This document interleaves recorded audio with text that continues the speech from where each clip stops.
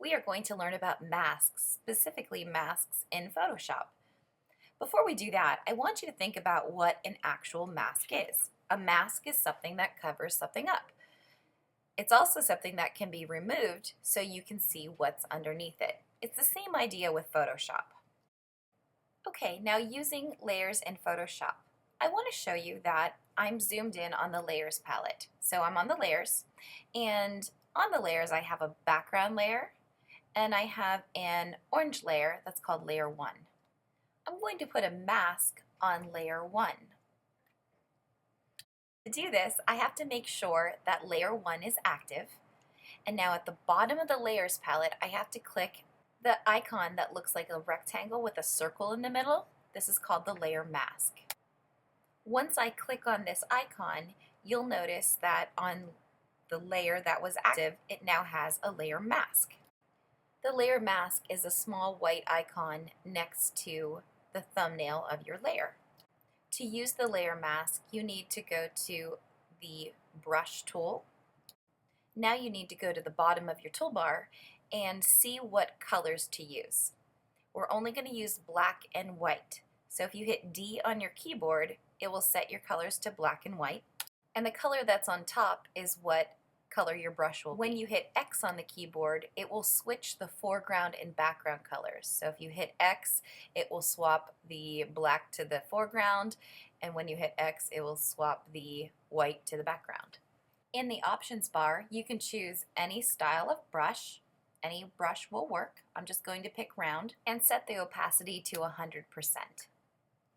This next part is very important.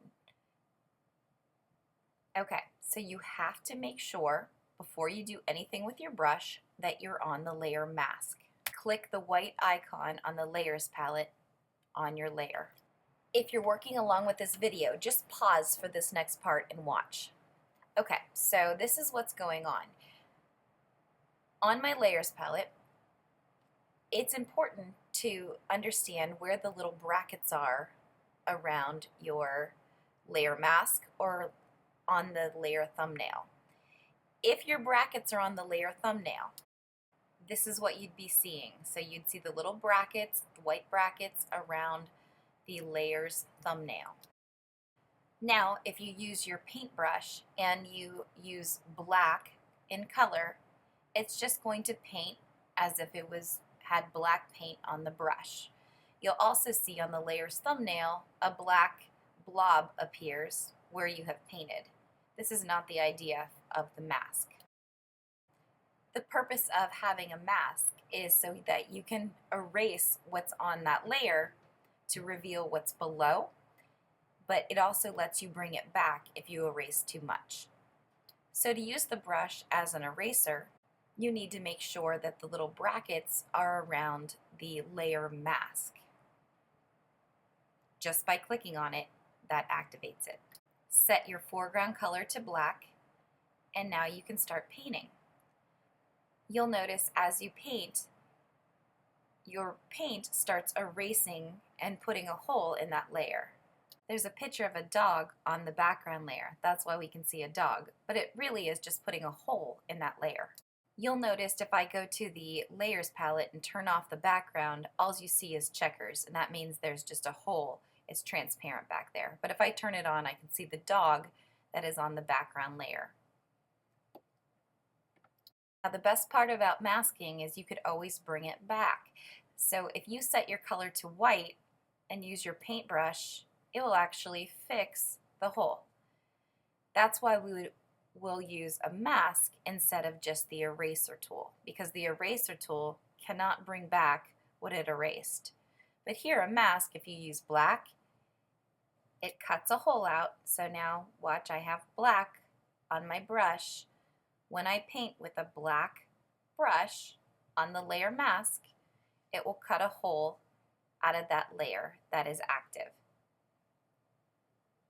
If I hit X on my keyboard and bring white to the top and paint, it fixes that hole.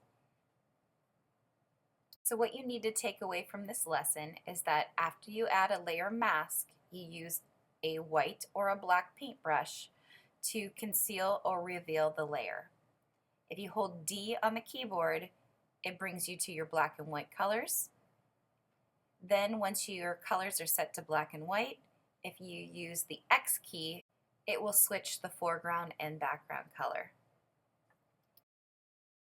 Now you don't just have to have a mask that you use a brush with. You can create all kinds of masks. So here I'm going to draw a rectangle with the rectangular marquee tool. Now I'm going to make sure the layer I want is active, and I'm going to select layer mask. When I select layer mask, whatever is selected is going to stay, but everything else will go away. You can do this with any selection tool, so I'll keep on doing this here. Now next I'm just going to draw with the lasso tool, hit mask, and that's the only thing that's remaining.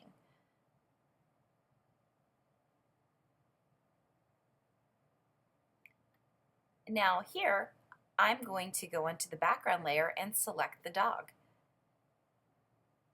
Now if I click on layer 1 again, with the dog selection still there, and go to select inverse and click layer mask, then the orange is behind the dog.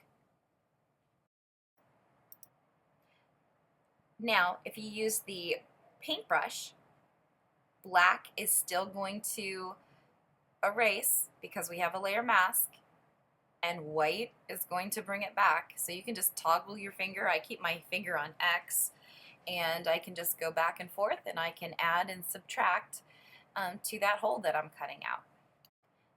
Now also, after you select something, so I'm going to delete that first layer, and I'm going to select this dog with the quick selection tool.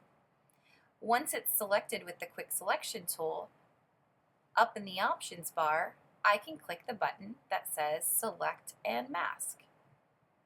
And as you know, that takes us to a little program inside of Photoshop. So I'm going to click select and mask. It opens up this masking program. And if I switch output 2 to new layer with layer mask, instead of just cutting this out, it will actually just add a layer mask to it. So I'm going to make my refinements on this dog, and then I'll hit OK. Now when I go back into Photoshop, you can see that I have an extra layer with a layer mask. Now I've added a new layer, and I'm going to use the paint bucket to fill it with red, and I'm going to bring it below my new layer with layer mask. Now if I click on my layer mask and I use a black paintbrush, the black will act as an eraser and erase anything that I don't want there. So if I use the white on the brush, it will bring it back. If I use black, it will take it away.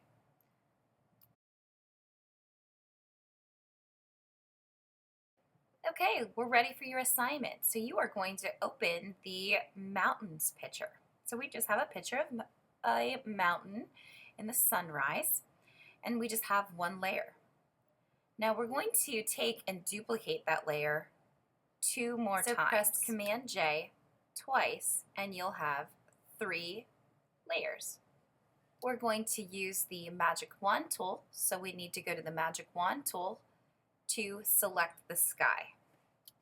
Now click on the options bar, the Add to Selection button. On your Layers palette, choose to activate the topmost layer. Now we're ready to select the sky. Use your Magic Wand tool to click in the pink areas of the sky. So click anywhere that it's pink so the entire sky gets selected. You may have to click 2 or 3 times. When the entire sky is selected, you're going to now need to select the inverse. So go to the menu and go to Select Inverse.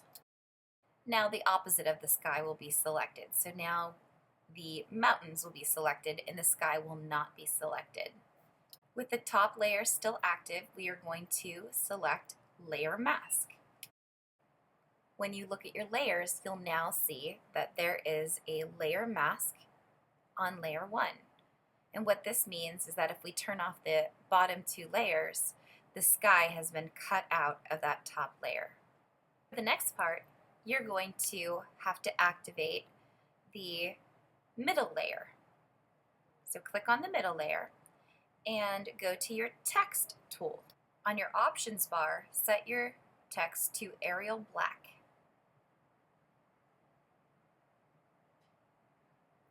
Click on your screen once and you'll see a text layer appear. Also, where you clicked, you will see a cursor and you may start typing. And I want you to type the word mountains. Double click the T icon so you have your text highlighted. Now you can set your font to the largest it will go in the drop down, which is 72. After your font is set to 72, you can use the Move tool, press Command T, hold Shift, and resize mountains so it's very large on the page. Press Return to commit your layer. Now I'd like to see the word mountain overlap the tip of the mountains so that it's on top of where you see the mountaintops. Now we need to do a little bit of kerning, so take care of the kerning between the letters. Again, you're reducing the kerning so that you can space all the letters evenly. Now we want to place a selection around these letters. So hit Command and click the little T icon. Now you'll see marching ants around the words mountains. Now we're going to delete the text layer, so we can grab the text layer and drag it to the little trash can at the bottom of your layers palette. Turn off the background layer. Make sure layer 1 is active. Notice marching ants are around the letters.